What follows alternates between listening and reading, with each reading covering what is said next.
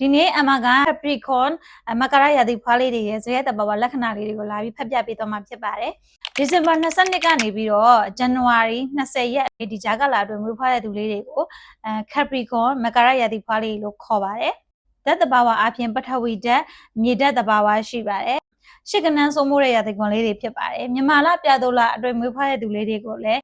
Capricorn မကရရာသီဖွားလေးတွေလို့အလွယ်မှတ်ထားပြီးလို့ရပါတယ်ရှင်။မကရရာသီဖွားလေးတွေကတော့လောကဓာတ်ကိုအထူးခံရတဲ့ရာသီကွန်လေးတွေဖြစ်ပါတယ်။လောကဓာတ်ကိုခံရတဲ့သူဖြစ်တယ်လို့လောကဓာတ်ကိုခံနိုင်တဲ့သူတွေလည်းဖြစ်ပါတယ်။ဒါအပြင်ဘဝမှာအပြောင်းအလဲအမျိုးမျိုးလည်းရှိတတ်ပါတယ်။အတွေးခေါ်နည်းနည်းတွေးတတ်တယ်လွတ်လပ်မှုကိုကြိုက်တယ်ပေါ့နော်လွတ်လပ်မှုကိုကြိုက်ပေမဲ့လွတ်လပ်မှုကိုမျက်နှိုးပေမဲ့ကိုယ့်အတွင်းနဲ့ကိုချုပ်နှောင်ထားတတ်တဲ့သူလေးတွေဖြစ်လို့လွတ်လပ်မှုကိုဆုံးရှုံးရတတ်ပါတယ်ဘယ်ကိစ္စမဆိုသူများပြောတာမယုံတတ်တဲ့ရာသီကွန်လေးတွေပါလက်တွေ့ကြမှသာယုံကြည်တတ်တဲ့သူလေးတွေလည်းဖြစ်ပါတယ်သွားလာနေရတာကိုကြိုက်နှစ်တတ်တဲ့သူလေးတွေပါစိတ်ကောင်းစေတနာကောင်းရှိပါတယ်ဒါပေမဲ့တကယ်လက်တွေ့ဘဝမှာပေါ့နော် Capricorn လေးတွေက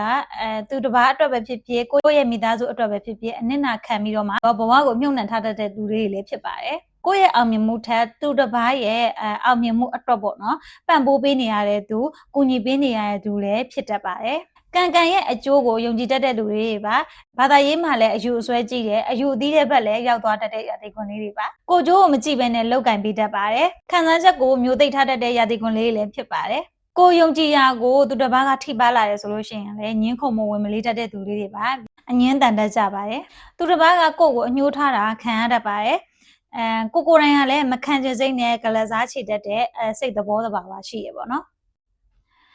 ဘဝမှာချမ်းသာလို့ရှိရင်လည်းထိတ်ဆုံးကဆင်းရဲရင်လည်းအောက်ဆုံးကဖြစ်တတ်တဲ့ရာသီကွန်လေးတွေပါဆက်လက်ကိုဆွဲလန်းတတ်တဲ့ရာသီကွန်လေးလည်းဖြစ်ပါတယ်ဖဏကောင်းကောင်းကြိုက်တယ်ဖြစ်တယ်လို့နေထိုင်တတ်ပေမဲ့တန်ရှင်းမှုကိုလည်းကြိုက်ပါတယ်နော်တတိထားမှာကစိတ်ကူးစိတ်ကံပေါ်လာတာနဲ့အဲ့ဒါကိုချက်ချင်းထားလို့ရမှာဖြစ်ပါတယ်ချက်ချင်းထားမလို့ဘူးဆိုလို့ရှိရင်ကိုယ့်ရဲ့အခွင့်အရေးကောင်းလေးတွေကိုယ့်ရဲ့အကြံစီကောင်းလေးတွေဆုံးရှုံးရတတ်တဲ့ရာသီကွန်လေးတွေဖြစ်ပါတယ်Capricornရာသီဘွားလေးတွေကပေါ့နော်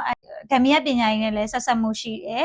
ရှေးဟောင်းပစ္စည်းအဆောင်ကောင်းလေးတို့ရရှိတတ်ပါတယ်ဒါမှမဟုတ်လို့ရှိရင်ရှေးဟောင်းဖျားကိုအိမ်မှာကိုးကွယ်ထားရတတ်တယ်ပေါ့နော်အဲ့ဒီအဆောင်ကောင်းတွေကြောင့်ပဲလုပ်ငန်းကြီးတွေပေါ်လာတတ်ပြီးတော့အကြီးပွားချမ်းသာသွားတတ်ကြတယ်ပေါ့နော်အမှဒီနေ့ဖတ်ပြသွားတော့ Capricorn မကရရာသီဘွားလေးတွေရဲ့ဇယက်တဘာဝလက္ခဏာလေးတွေဖြစ်ပါတယ်